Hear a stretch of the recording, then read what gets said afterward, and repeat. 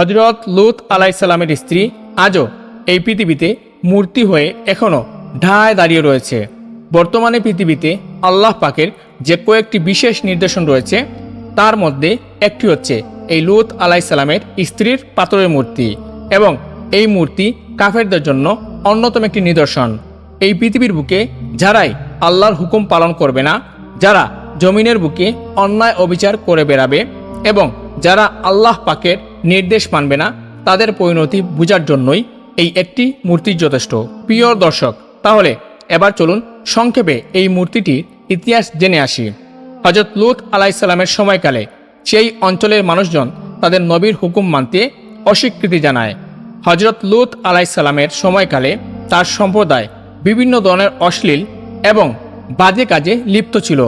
তার লোকেরা মিলনের আকাঙ্ক্ষায় চরিতার্থ করার জন্য নারীদেরকে বাদ দিয়ে পুরুষদের সাথে মিলন করত। পৃথিবীর বুকে হযরত লূত আলাইহিসসালামের কওমের লোকেরা ছিল প্রথম সহকামী। ইতিপূর্বে এই জঘন্য কাজ অন্য কোনো কওমের মধ্যে দেখা যায়নি। সমলিঙ্গের প্রতি আকর্ষণ তাদেরকে ভূত করে রেখেছিল। তারা সরাসরি নবীর ধর্মকে নিয়ে কটূক্তি করত এবং প্রকাশ্য এসব জঘন্য কাজে লিপ্ত থাকত। এমনতাবস্থায় আল্লাহ তাআলা হযরত লূত আলাইহিসসালামের নিকট আযাব দানকারী ফেরেশতা প্রেরণ করলেন। সেই ফেরেশতা হযরত লূত আলাইহিসসালামের কাছে এসে আল্লাহ পাকের ভয়ঙ্কর আযাবের কথা শোনালেন, যে আযাবের ফলে তার জাতি ধ্বংস হয়ে যাবে। এই কথা শুনে নবী বেশ ভেঙে পড়লেন। আযাব দানকারী সে ফেরেশতা আরও বললেন, তোমার পরিবারের সদস্যদের ভিতরে তোমার স্ত্রী আল্লাহ পাকের এই আযাবের মুখোমুখি হবে, কেননা সে অবিশ্বাসীদের মধ্যে অন্যতম। এই কথা শুনে নবী আরও ভেঙে পড়লেন।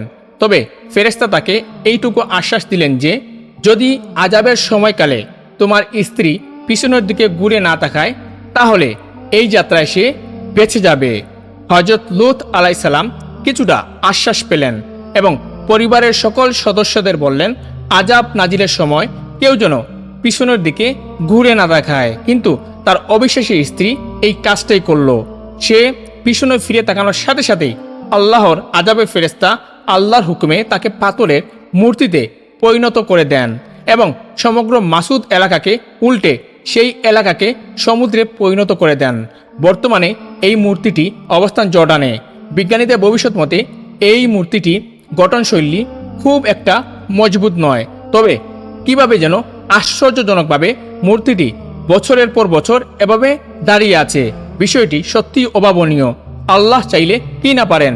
এই মূর্তি রয়েছে ডেড সি বা মৃত সাগর অথবা লুত সাগর। এই সাগরের লবণের ঘনত্ব এতটাই বেশি যে কেউ চাইলে এই সাগরের উপর বেঁচে থাকতে পারবে অনায়াসে। লূত আলাইহিসসালামের এই ঘটনা বাইবেলের মধ্যেও এসেছে।